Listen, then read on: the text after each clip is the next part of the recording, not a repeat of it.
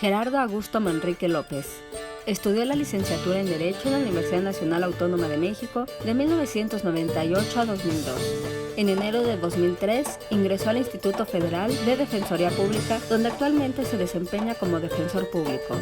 Alterna su labor sustantiva con la investigación del debido proceso en el sistema de justicia penal acusatorio y en el sistema adversarial de ejecución penal y ha impartido capacitación en ambas materias. Ha escrito artículos en diversas publicaciones especializadas, en particular en la edición del centenario de la Constitución de la obra colectiva Derechos del Pueblo Mexicano, México a través de sus constituciones, editada por el Instituto de Investigaciones Jurídicas de la UNAM. Junto con el Dr. Miguel Sarre, es coautor del libro Sistema de Justicia de Ejecución Penal, obra publicada por la editorial Tirant-Loblanche.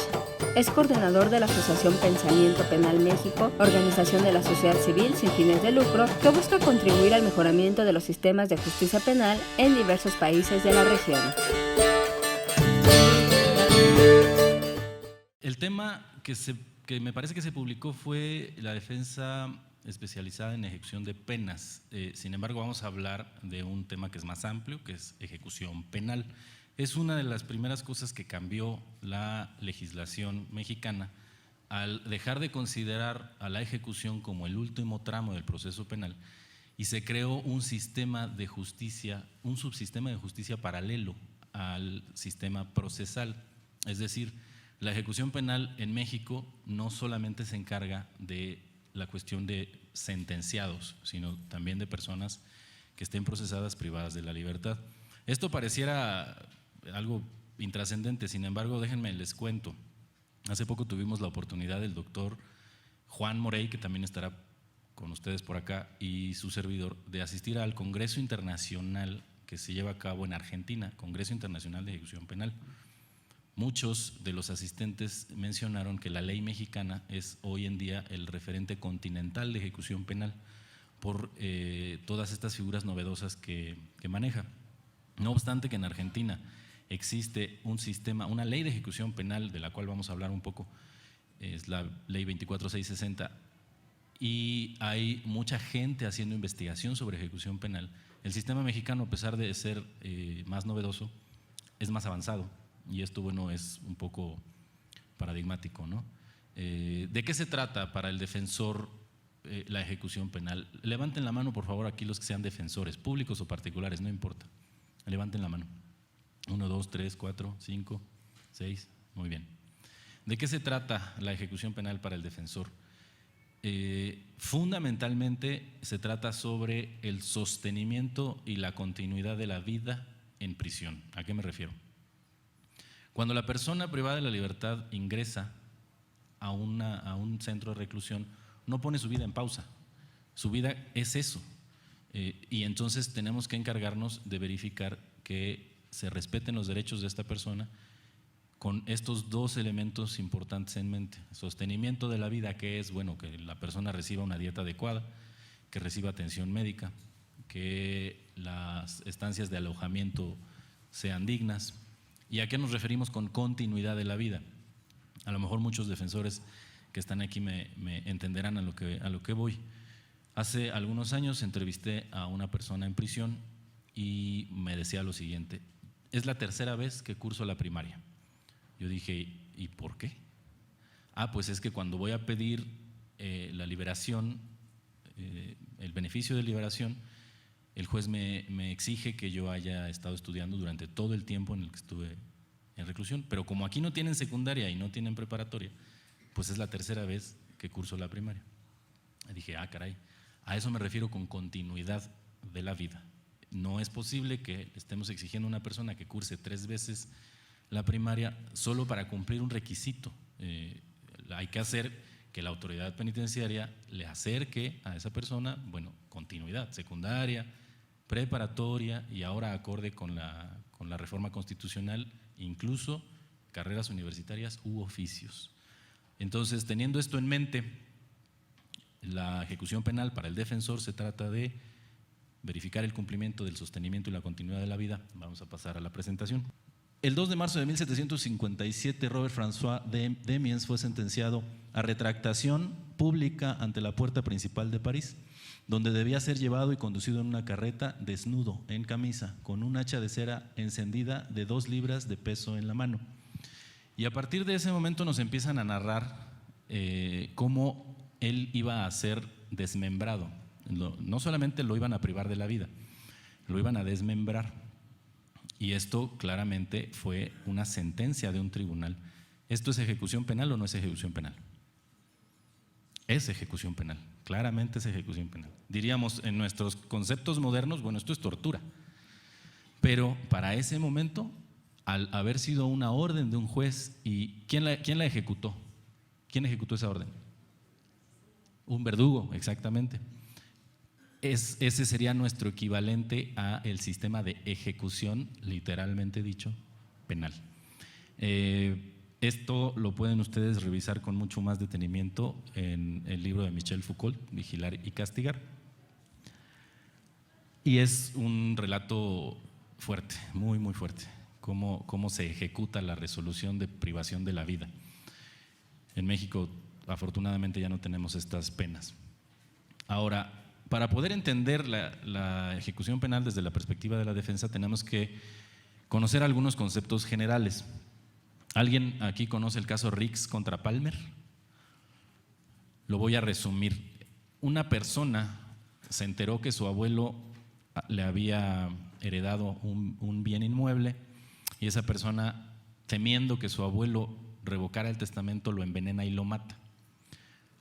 Las 2 hijas del abuelo, una de ellas mamá del heredero, le dicen al juez civil que no puede ser válido ese testamento, entre otras razones porque nadie puede beneficiarse de su propio actuar fraudulento o criminal.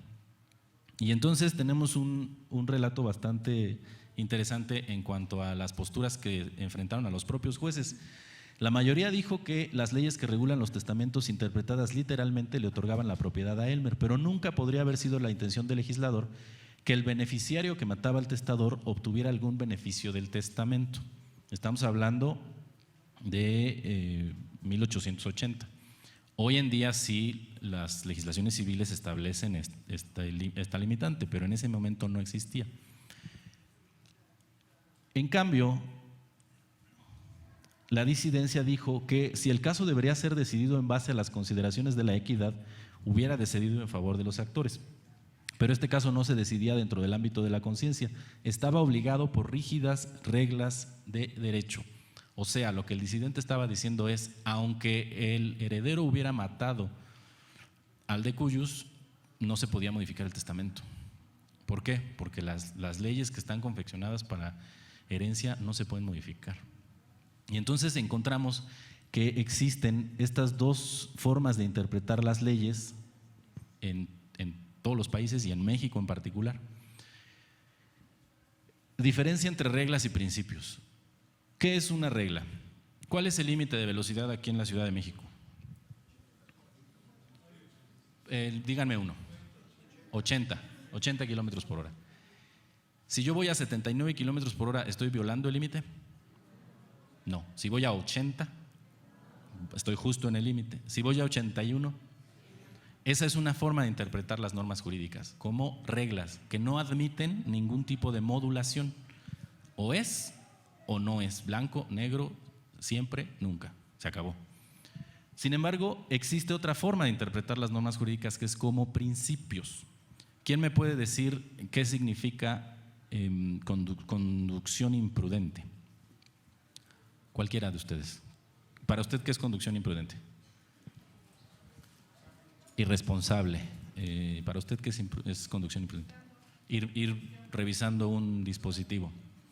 Ir a exceso de velocidad es conducción imprudente. En sentido contrario es conducción imprudente. Pasándose altos. Ahora la pregunta es, ¿siempre que un conductor vaya en sentido contrario a exceso de velocidad y pasándose altos, siempre es conducción imprudente? Muchos dicen que sí. ¿Y las ambulancias? Servicios de emergencia. Vemos cómo ya no es tan sencillo. Ya no es tan sencillo como blanco o negro. Bueno, esta forma de interpretar las normas jurídicas es en base a principios. ¿Qué nos preguntamos cuando son las patrullas o las ambulancias? Bueno, pero ¿por qué se lo pueden pasar? Ya no es que si se lo pasaron o no, que si iban a exceso de velocidad o no, sino ¿por qué? ¿A quién va dirigida la norma de exceso de velocidad? ¿Quién es el destinatario natural de esa norma? El conductor. No es el pasajero, no es el peatón, ni siquiera es el policía que pone la multa, es el conductor. ¿Y a quién va dirigida la norma de conducción imprudente? ¿A quién? Bueno, también podría ser a servidores públicos, no necesariamente particular. Esta norma va dirigida al operador jurídico. En México no tenemos cortes de tránsito, deberíamos de tener, pero no tenemos. Entonces, el que decidiría si la conducción fue imprudente o no sería un juez. ¿Y qué tomaría en cuenta para decidir si fue conducción imprudente? ¿La norma abstracta y a priori o el caso concreto? Necesariamente el caso concreto. Entonces, es mucho más complicado resolver conflictos de normas jurídicas cuando estamos hablando de principios, pero normalmente llegamos a decisiones más razonadas que pensar que la norma es de todo o nada, de blanco o negro. ¿Cuánto trabajo intelectual se requiere para saber si un vehículo excedió el límite de velocidad o no? ¿Cuánto tengo que concentrarme para saber si? Casi automático. Tanto que aquí en la Ciudad de México son radares, ¿no?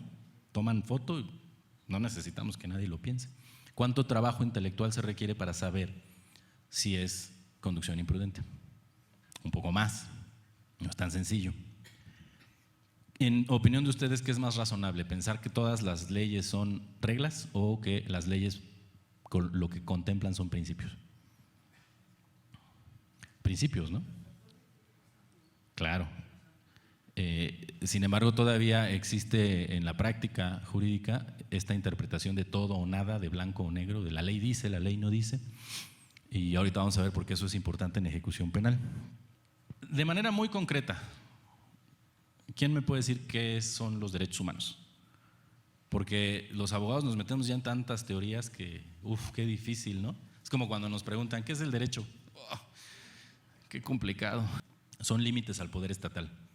De esta forma, todos podemos estar de acuerdo. Más allá de las teorías miles que existen, las posturas de cada autor dice los derechos humanos son tal cosa, son límites al poder estatal. ¿Todos estaríamos de acuerdo en que esos son los derechos humanos? La más básica de las. Digo, ya de ahí podemos estudiar doctorados en derechos humanos, ¿no? ¿Y qué entendemos por garantismo? ¿Qué será?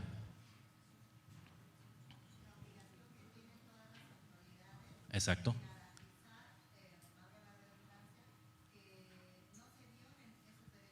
Exacto. Muy bien.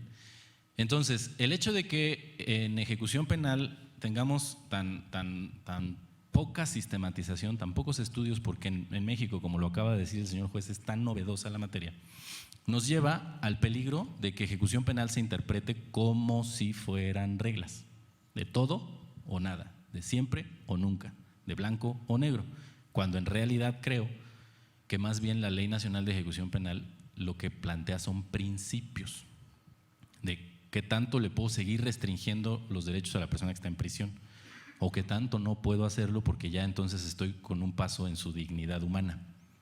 Es más complicado entender la ejecución penal en base a principios. Nos va a tomar más tiempo, pero creo que llegamos a decisiones más razonadas. Por eso es importante entender la diferencia entre reglas y principios. Ahora, ¿por qué es importante que el defensor sepa para qué sirve la jurisdicción contenciosa en general y la penal en particular? Díganme todos ustedes, ¿un juez resuelve una controversia? ¿La resuelve en serio? ¿Qué pasa con esa persona que perdió la demanda entre imputado y víctima? ¿Qué pasa cuando una de las dos partes pierde? Apela. Y luego de apelar, ¿qué hace? Y luego del amparo, ¿qué hace? ¿Cuántos jueces tuvimos? Para resolver nada. Porque a pesar de que lleguemos hasta el último recurso posible, las partes, ¿ahora sí ya estoy conforme? Claro que no. Lo que hacen los jueces es ponerle fin a las controversias. No las resuelven, les ponen fin. porque en algún momento esto tiene que terminar, pero no necesariamente la resuelve. Digo, habrá algunos casos en donde la sentencia sea tan buena que las dos partes digan, no voy a apelar porque obtuvimos cada quien lo que estábamos buscando. ¿Existirá otra alternativa a la jurisdicción contenciosa? ¿Cómo se llama? Medios alternos. Justicia alternativa, en general, aplica para todos los medios alternos. Ahí sí podemos hablar de que se resuelve el conflicto de fondo. Digo, no en todos los casos se puede, pero esa es la razón de ser de esta alternativa. Las leyes preverán mecanismos alternativos de solución de controversias. En materia penal regularán la aplicación, asegurarán la reparación del daño y establecerán los casos en los que se requiera supervisión judicial. En general, ¿para qué sirve el derecho penal? Esto es muy importante que lo sepa, primero que nada, la defensa, para que pueda plantear esta visión.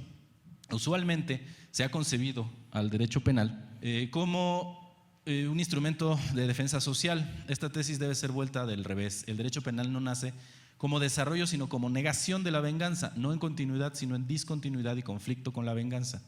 Se justifica no con el fin de garantizar una mejor venganza, sino de impedirla. La pena no sirve para satisfacer mejor estos deseos de venganza, sino prevenir sus manifestaciones. ¿Quién dijo eso? Luigi Ferrajoli, Derecho y Razón.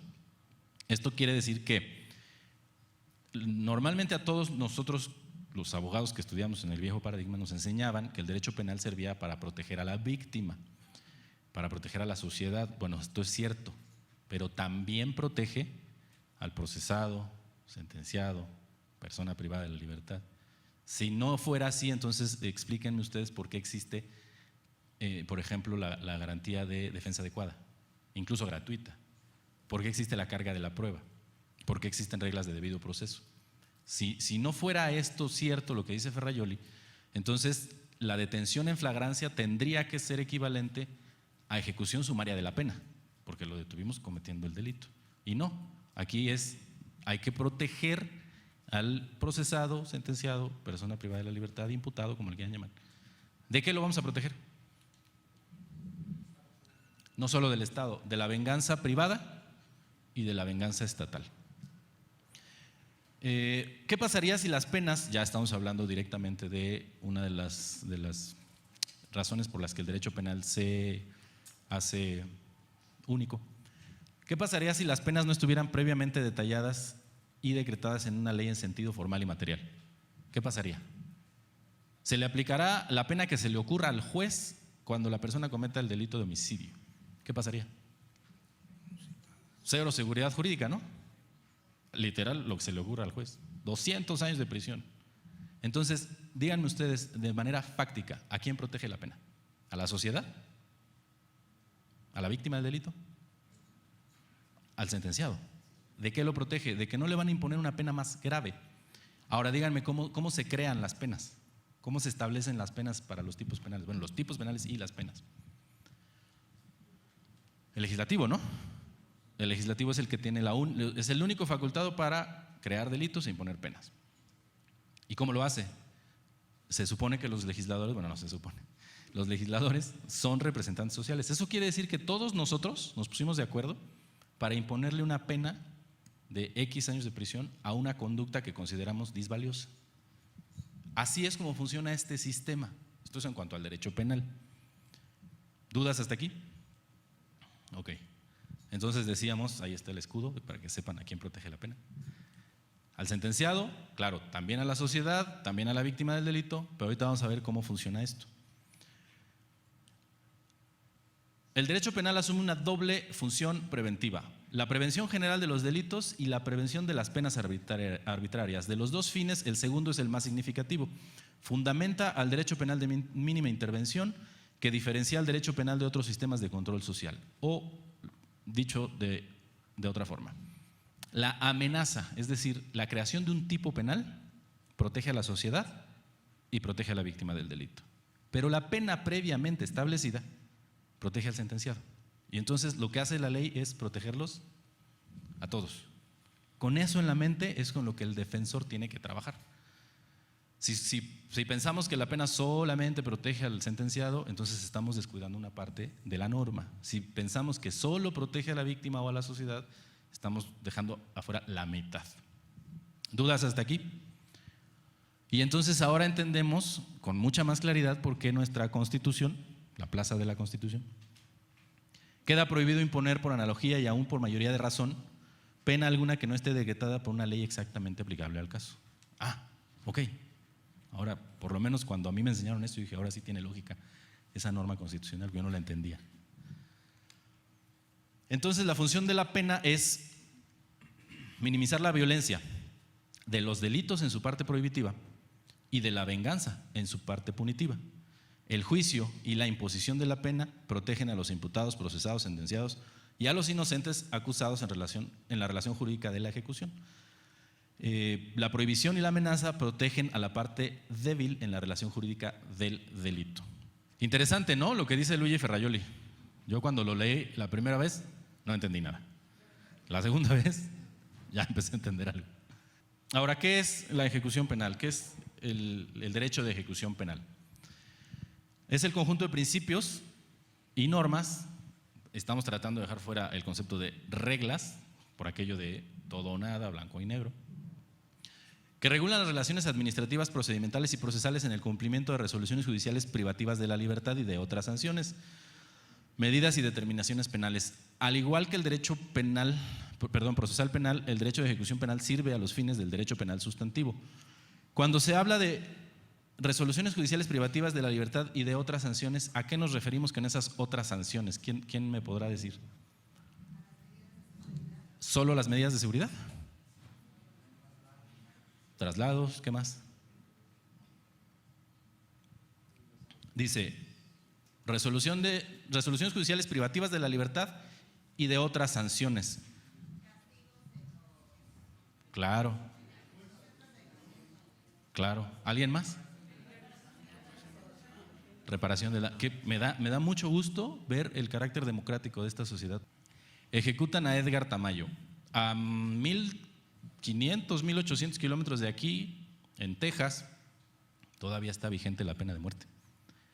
Qué bueno que a ninguno de ustedes se le ocurrió decir pena de muerte. Finalmente eso también es ejecución penal. Cuando se ordena por parte de cuando se aplica, cuando un tribunal ordena la aplicación de la pena de muerte, eso también es ejecución penal. Esas son las otras medidas a las que nos estamos refiriendo. Esas y todas las que ustedes dijeron. Cadena 30, la televisión más abierta que nunca. A pesar de los esfuerzos del gobierno de México, en voz del canciller mexicano José Antonio Meade y del secretario de Estado de la Unión Americana John Kerry y de la Casa Blanca, nada pudo hacerse para cambiar el parecer del gobierno de Texas para reevaluar el caso u otorgar clemencia solicitada al mexicano ayer ejecutado. Pasadas las 9:30 de la noche de ayer lunes, el mexicano Edgar Tamayo fue finalmente ejecutado. Edgar Tamayo was executed tonight. He was pronounced deceased at 9:32 p.m., 17 minutes after the lethal dose began. Luego de permanecer 20 años encerrado en la prisión de Huntsville, Texas, Edgar Tamayo Arias fue ejecutado mediante una inyección letal por el asesinato del policía Guy Gaddis, entonces de 24 años. Fue en enero de 1994 que el sueño americano de Edgar Tamayo se convirtió en pesadilla. Luego de haber sido arrestado bajo sospecha de asalto, Arias fue acusado de disparar a quemarropa en contra del agente Gaddis por la espalda, aunque él aseguró en su declaración que no lo hizo pues estaba esposado. En Texas, asesinar a un policía constituye la primera de 8 agravantes para imponer la pena de muerte. El mexicano originario de Miacatlán, Morelos, fue trasladado este miércoles a la unidad carcelaria de Walls en Huntsville, donde se ubica la llamada Cámara de la Muerte. Antes de su traslado, Tamayo Arias pudo reunirse por última vez con sus padres Héctor Tamayo e Isabel Arias. Entonces, estas son las otras medidas, con todo lo cuestionable que nos parece a nosotros en México, porque en México está prohibida la pena de muerte, a 1,500 kilómetros de aquí se sigue aplicando y en muchos otros países, y esto también es ejecución penal, es la orden de un tribunal para que se aplique una sanción que, bueno, ahí pues me parece que mucha confianza en el sistema judicial porque ya no hay ningún recurso, ¿no? Entonces, ¿a quién protege la pena? A todos. La ejecución penal fue más allá incluso de proteger al sentenciado, porque también protege al acusado en prisión preventiva. Y esto lo van a escuchar cuando venga el doctor Sarre o cuando venga Juan Morey. La prisión, no importa su título, cautelar o definitiva, es prisión. No hay, para la persona privada de la libertad no hay diferencia, más allá de que lo cambien de dormitorio, ¿no? Porque están separados, procesados y sentenciados. Pero la privación de libertad es exactamente la misma, es igual de aflictiva. Y por eso es que en México tenemos una ley de ejecución penal que se activa con solamente el internamiento. No importa si la persona es procesada. ¿Por qué digo esto? Porque en otros países las personas procesadas en prisión están en una especie como de limbo, en donde les dicen, no, a ti no te puedo obligar a trabajar, ni te puedo obligar a estudiar, ni te puedo obligar a que te capacites porque eres inocente. Y la persona dice, pero yo lo quiero hacer. Sí, pero tú no puedes porque eres inocente. Y entonces resulta que hay sistemas de ejecución penal en donde es mejor ser sentenciado que ser procesado, porque no tienes derecho a actividades. ¿Y cuánto tiempo puede durar la prisión preventiva? Un montón.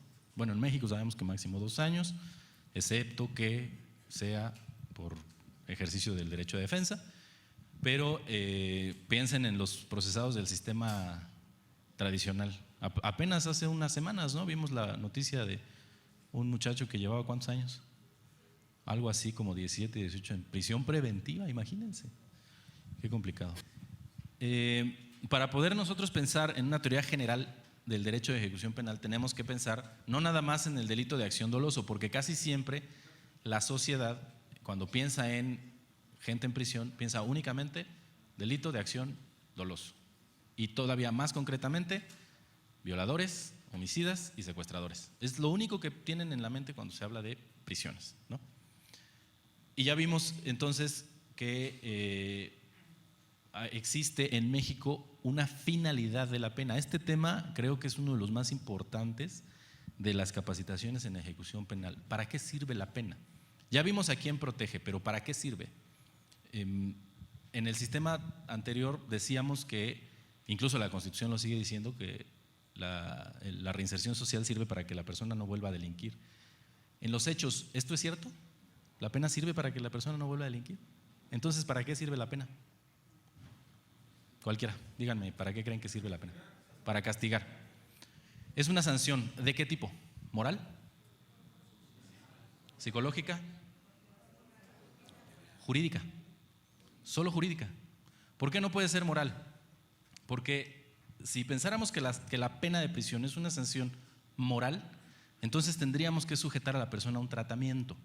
Pero díganme ustedes, tomando en cuenta la teoría general del derecho de ejecución penal, ¿qué tratamiento le vamos a imponer a aquella persona que por accidente atropelló a un niño? ¿Qué tratamiento? ¿Que todos los días maneje 4 horas adentro del penal para que tenga más cuidado? ¿Qué tratamiento? ¿Que se lea 200 veces el reglamento de tránsito? Delito culposo. Pero normalmente no tenemos en la mente el delito culposo cuando pensamos en ejecución penal y cuando pensamos en tratamiento o cuando pensamos en la pena como una sanción moral. Ahora, una sanción psicológica. Los que están en prisión están locos. No todos. Hay gente muy inteligente allá adentro. Y ya vemos muchos disfuncionales acá afuera.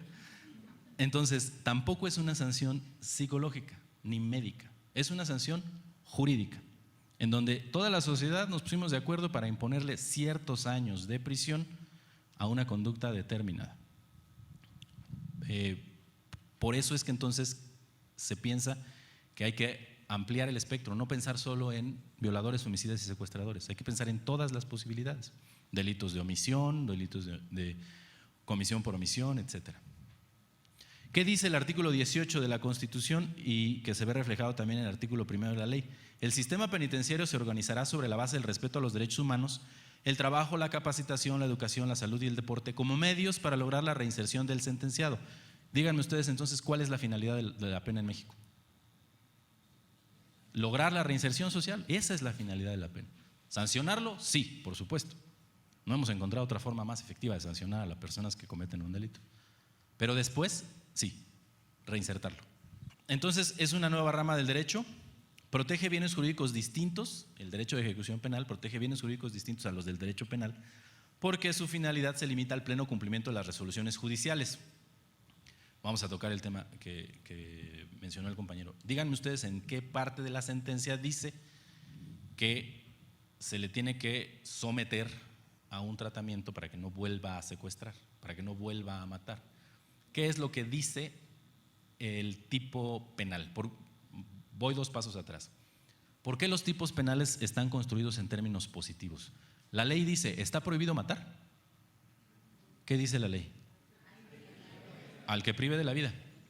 ¿Por qué razón? Eso tiene que tener una razón. Porque la ley no podría perder 2 veces. O sea, está prohibido matar y de todos modos matan.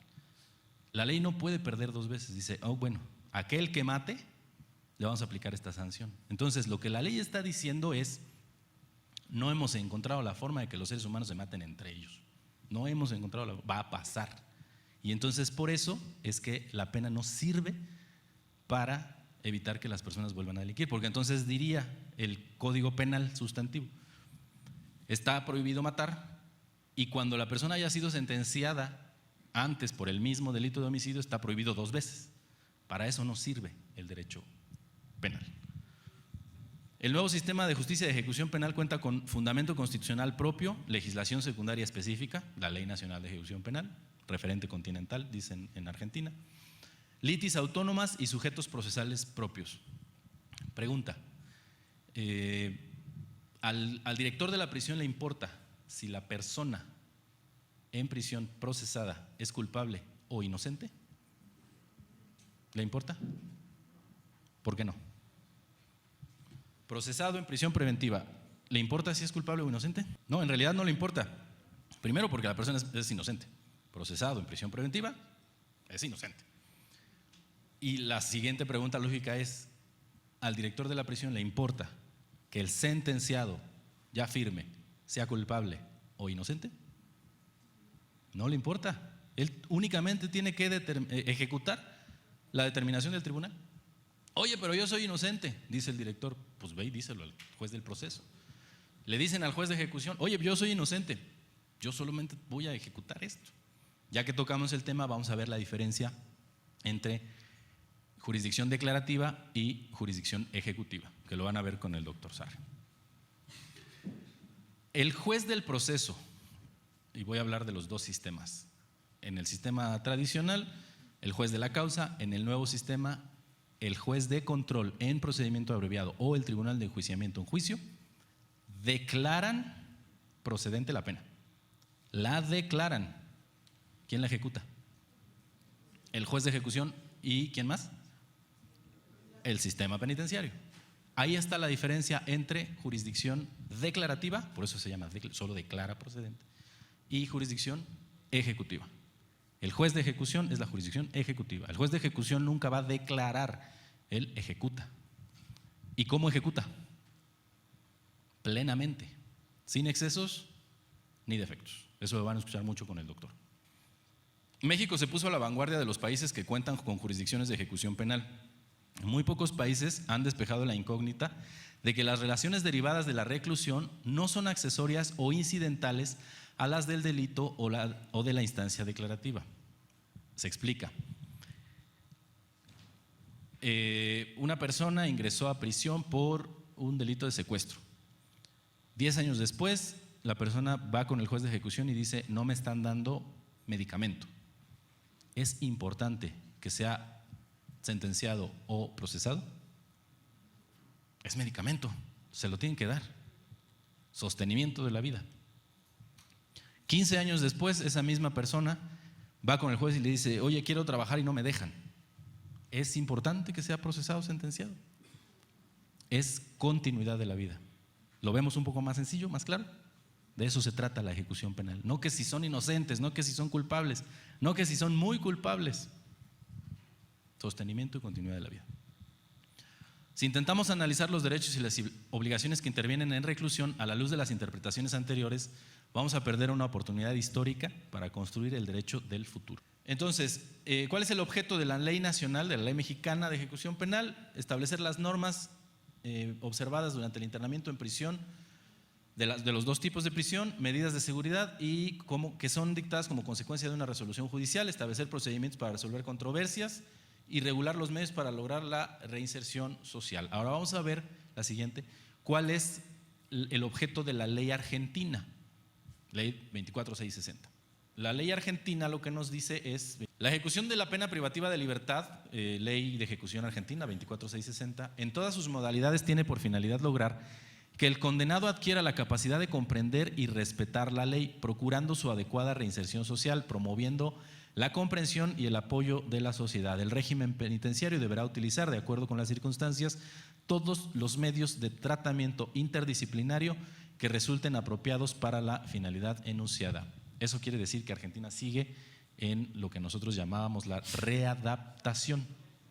La readaptación sí requiere un cambio en la mentalidad de la persona.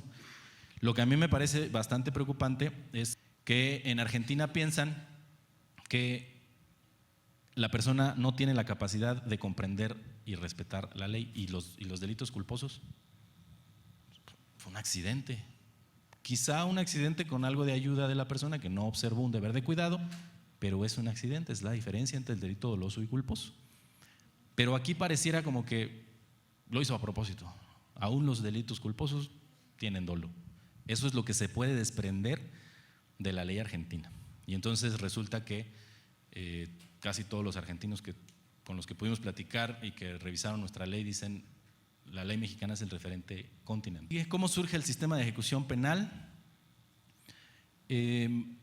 La prisión comparte con el asilo, con el hospital psiquiátrico, con algunas órdenes religiosas una característica, se llaman instituciones totales. ¿Qué es una institución total? Es un lugar de residencia y trabajo donde un gran número de individuos en igual situación están apartados de la sociedad libre por un periodo de tiempo donde comparten una rutina diaria administrada por una autoridad. Esto es una institución total. La persona privada de la libertad puede decidir a qué hora come, a qué hora duerme, quién lo visita. ¿Se dan cuenta de el gran poder que le estamos dando a una institución? De ahí que se llama institución total. Y entonces al principio dijimos que los derechos humanos eran ¿qué?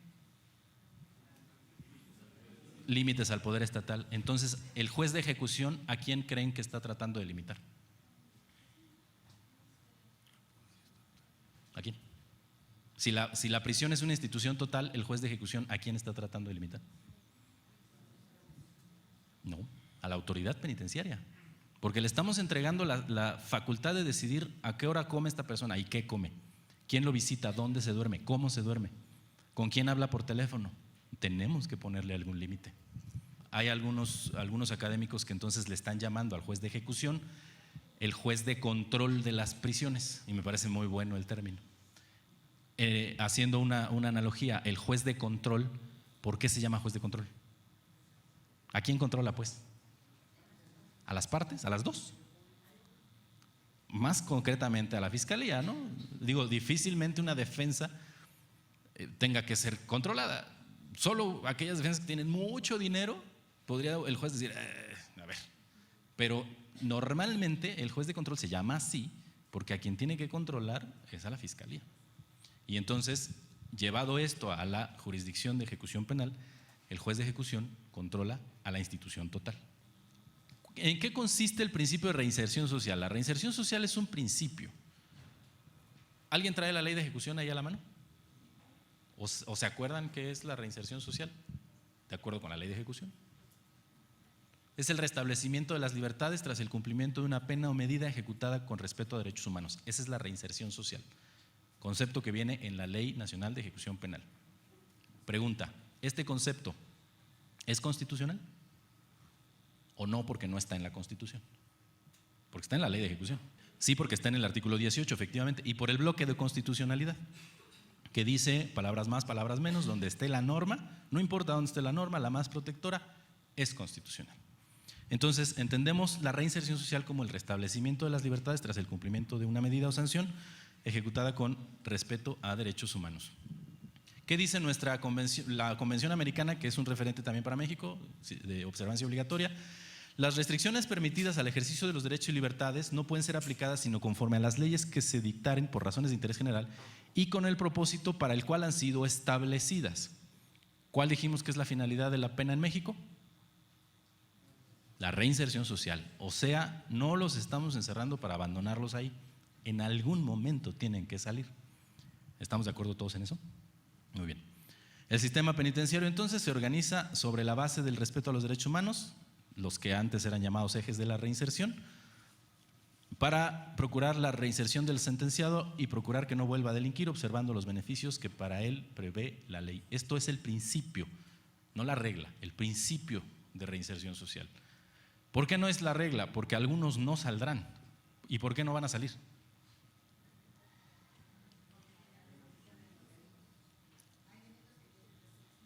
Bueno, pero eventualmente, aún con restricción de beneficio, podría ser que la persona cumpliendo toda su pena eventualmente saliera. Sí. Pero finalmente la cumple, sale. Hay quienes mueren en prisión y hay quienes están sentenciados a 100 años de prisión, que además sin posibilidad de beneficio, nunca saldrán. Por eso es un principio la reinserción social, no es una regla. Pregunta, ¿hay reinserción social cuando la persona procesada obtiene su libertad por la aplicación de un criterio de oportunidad? ¿Todos entienden el criterio de oportunidad? El Ministerio Público dice, no voy a seguir investigando y mucho menos voy a perseguir. Un supuesto muy raro, por cierto, pero que pudiera pasar. El Ministerio Público ya tiene a la persona procesada en prisión preventiva y dice, no voy a perseguir. ¿Hay reinserción social ahí o no hay reinserción social? Estamos pensando en readaptación si decimos que no. No necesitamos someterlo a un tratamiento. Reinserción social es el restablecimiento de las libertades tras el cumplimiento de una sanción o medida ejecutada con respeto a derechos humanos. La prisión preventiva es una medida cautelar. Se aplicó, se terminó. ¿Hay reinserción o no hay reinserción? Hay reinserción, es un dato fáctico, no es un dato de la persona, no es que tenga que avanzar, mejorar, cambiar. Eso es tratamiento.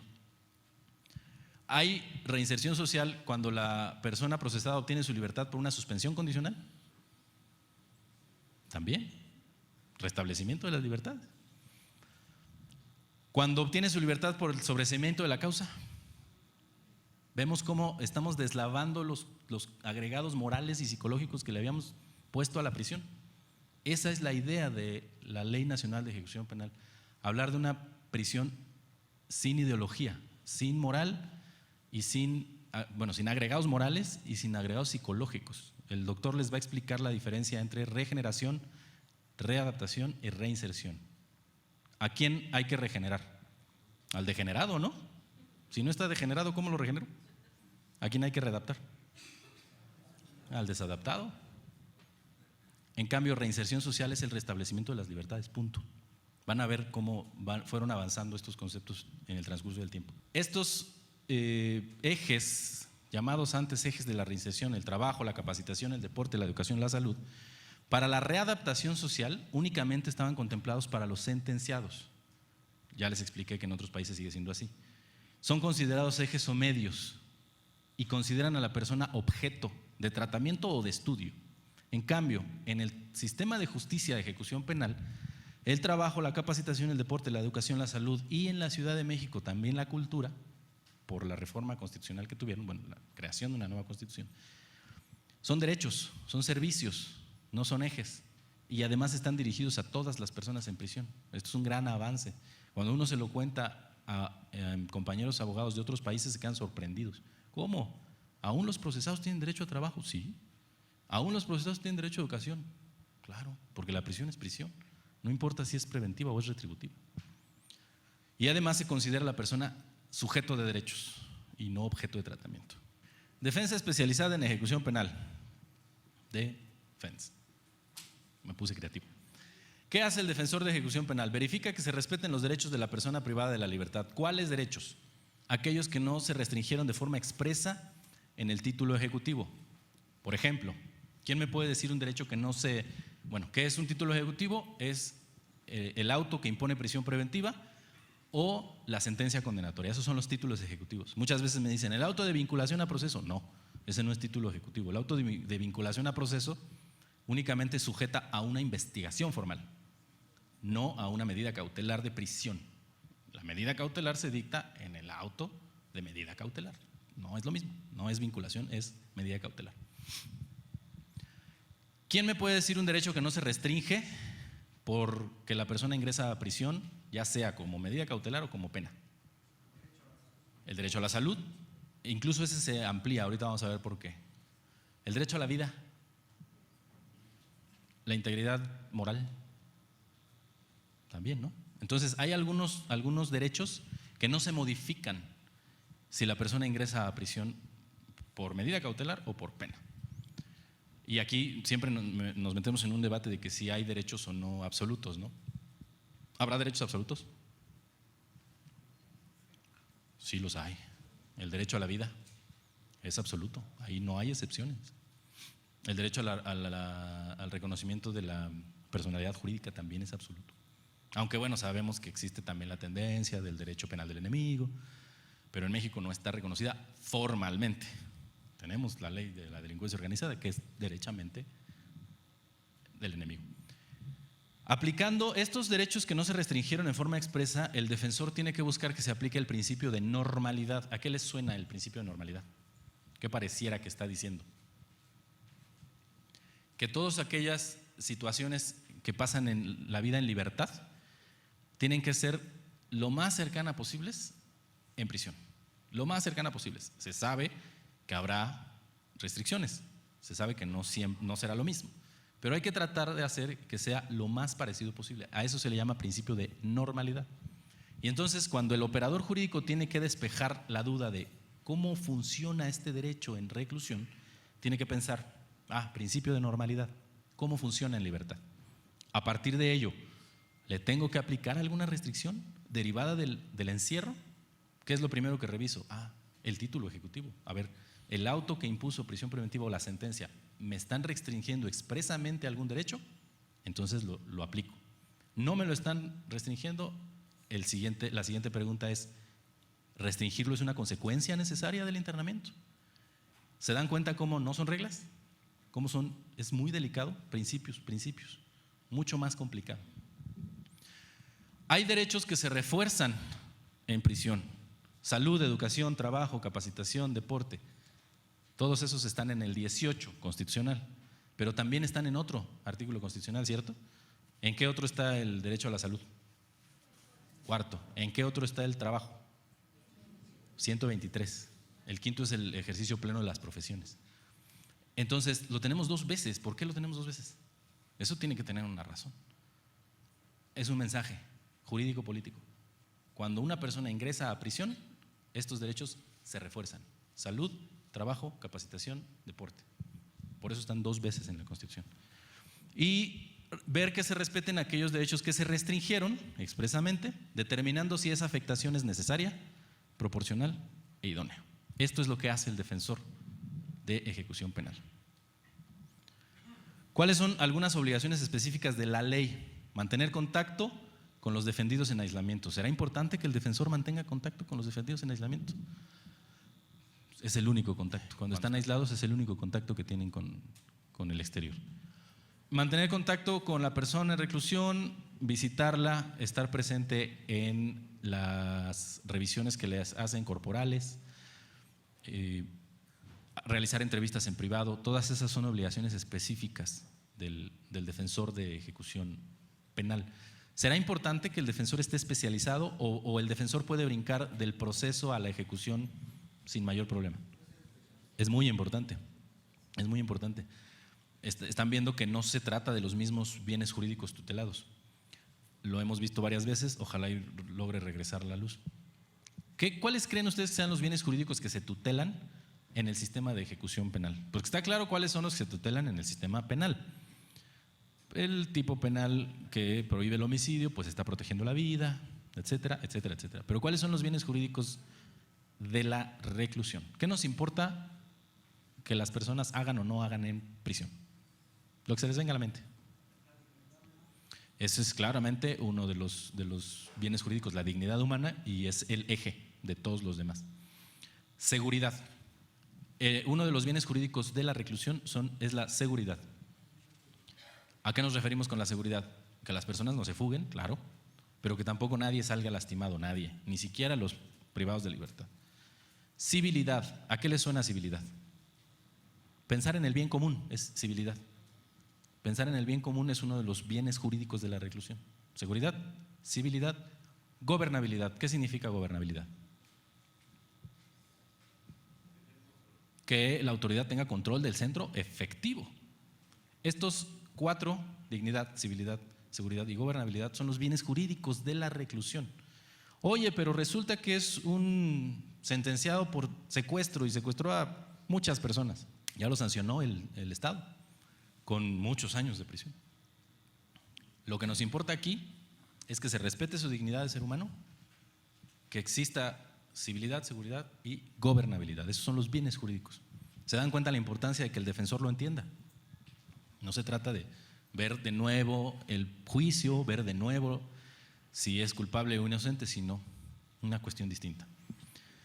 Denunciar la obstrucción de su labor ante autoridades, acudir a los actos de revisión, ya lo habíamos dicho, promover la libertad anticipada y condicionada cuando sea procedente. Al final vamos a ver un tema muy importante. Promover que la persona con derecho a preliberación, pero con escasez de recursos económicos, pueda acceder a su libertad. Estas son obligaciones específicas. Si ustedes lo buscan en la ley, lo van a encontrar así como: el defensor tendrá la obligación de verificar esto. Entonces ahí tenemos ya una guía muy clara, muy específica. Ahí están los bienes jurídicos de la reclusión. Ya todos ustedes saben que el procedimiento se divide en la parte administrativa y la parte jurisdiccional. Existe una petición administrativa para verificar condiciones de internamiento. La persona presenta un escrito, su abogado presenta un escrito sin ninguna formalidad. La autoridad tiene un plazo de 5 días para resolver. Si niegan, pueden acudir ante el juez de ejecución. Se pueden acumular peticiones que tengan el mismo objeto. Ante la omisión de respuesta a la negativa, se puede controvertir ante el juez. Muy importante, entre el procedimiento administrativo y el jurisdiccional opera un principio de subsidiariedad. ¿Alguien me puede decir qué es el principio de subsidiariedad? ¿Qué creen que prefiera el privado de libertad? ¿Tener el mejor juez de ejecución o que no sea necesario acudir a él? Que no se violen sus derechos. Eso es el principio de subsidiariedad. ¿Quién es el primer obligado a respetar y hacer respetar los derechos de la persona privada de la libertad? El primero. La autoridad penitenciaria, porque es el que lo cuida, es el que lo tiene ahí todos los días. Por lo tanto, si les preguntamos a las personas privadas de la libertad: oye, ¿qué prefieres? ¿A Miguel Sarre de juez de ejecución? ¿O que nunca se tenga que acudir? Porque la autoridad penitenciaria respeta todos tus derechos. Todos van a decir la segunda opción. Ese es el principio de subsidiariedad. ¿Y por qué es importante? Porque así como el proceso penal está diseñado para que no todos los casos lleguen a juicio, si la autoridad administrativa no se toma en serio este cambio, cambia sus paradigmas y asume una postura más diligente, nuestro sistema de ejecución penal va a colapsar, si no es que ya está colapsando. ¿Por qué? Porque la postura de las autoridades penitenciarias es: no, ve con el juez. Necesitamos cambiar eso. Creo yo que la institución que tiene más que ganar en este cambio de paradigma es precisamente la autoridad penitenciaria.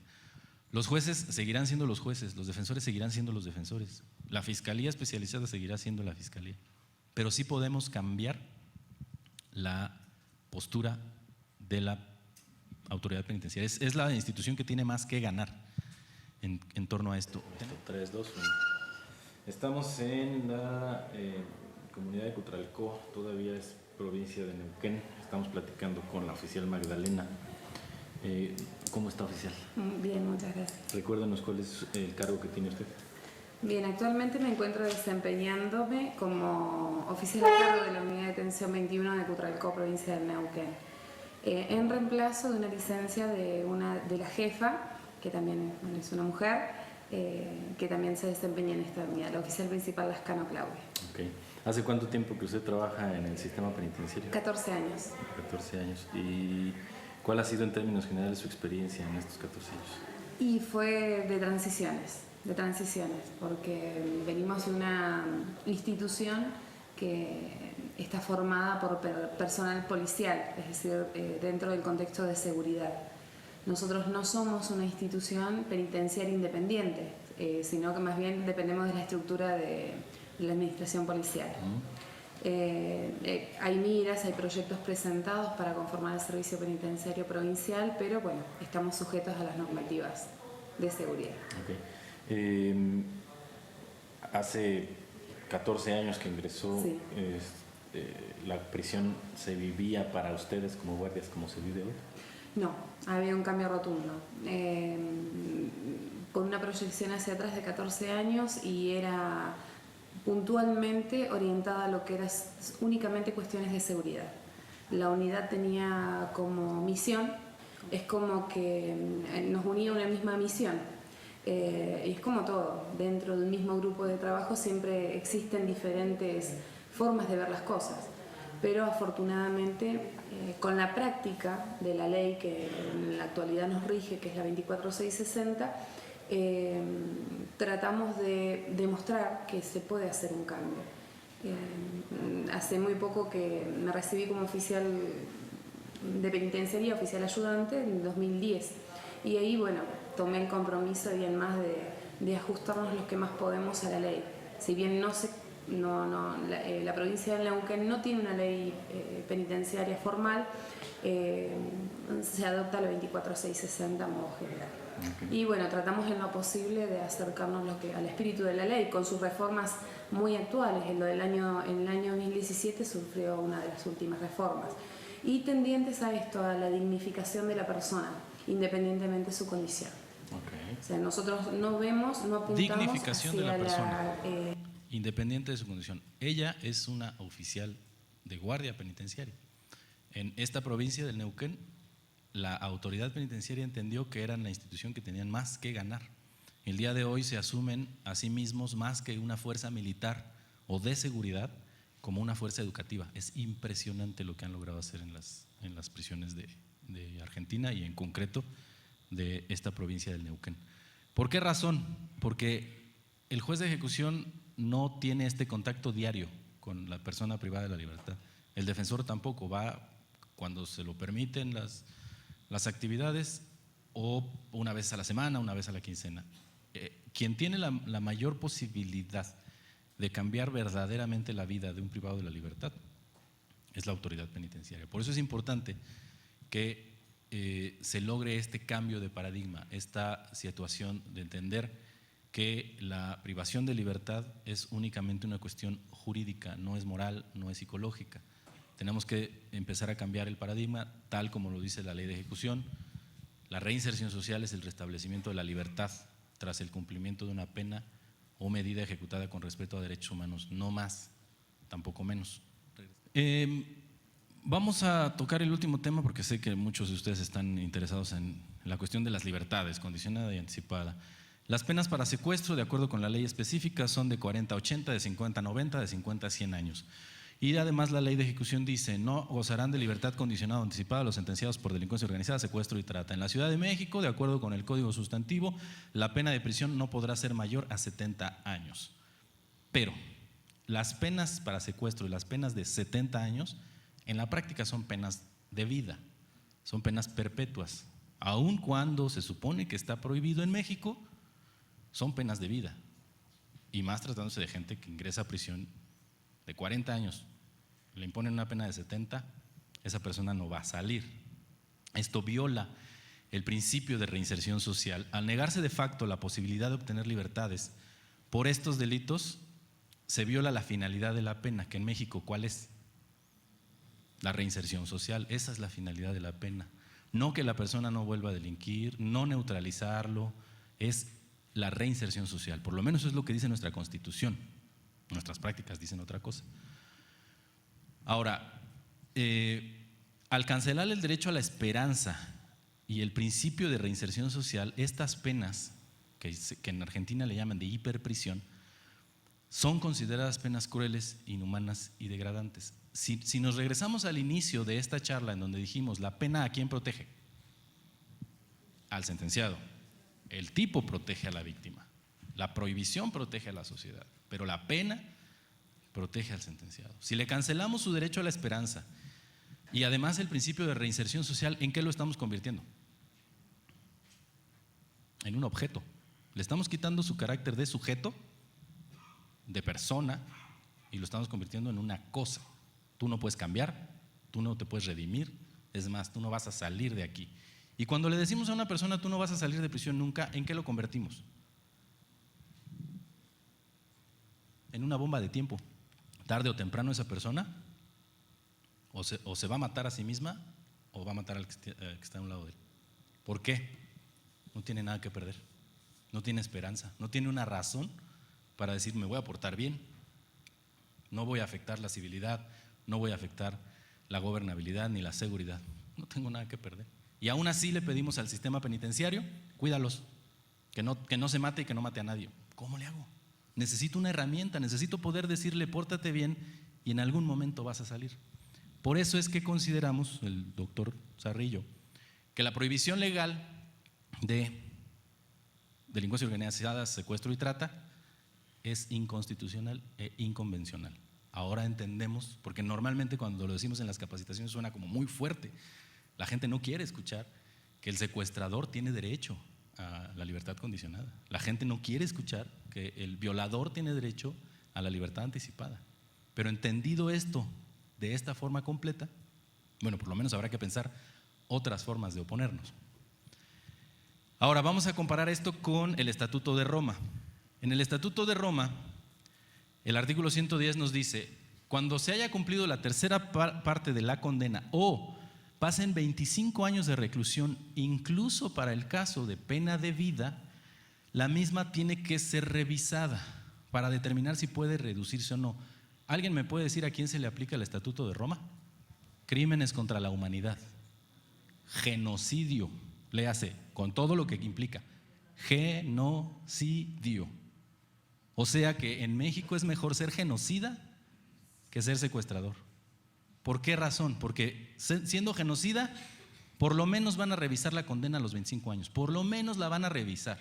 Si yo estoy enfermo, si ya me estoy muriendo, puede ser que diga el juez, bueno, mándenlo a su casa, que se vaya a morir a su casa. En México no. En México, si te imponen una pena de 100 años por secuestro, no tienes derecho a la libertad anticipada condicionada. Yo sé que suena muy fuerte porque no estamos acostumbrados a esto, pero nada más hay que ver el Estatuto de Roma. El derecho de ejecución penal aplicable a los crímenes de lesa humanidad permite analizar la posibilidad, no quiere decir que es automático, analizar la posibilidad. En cambio, en México, tratándose de secuestro, no se puede revisar. Por lo menos para mí no me hace lógica que a un genocida, 25 años después de que le impusieron pena de vida, se pueda revisar la pena y a un secuestrador no, a mí no me hace lógica. Les agradezco muchísimo.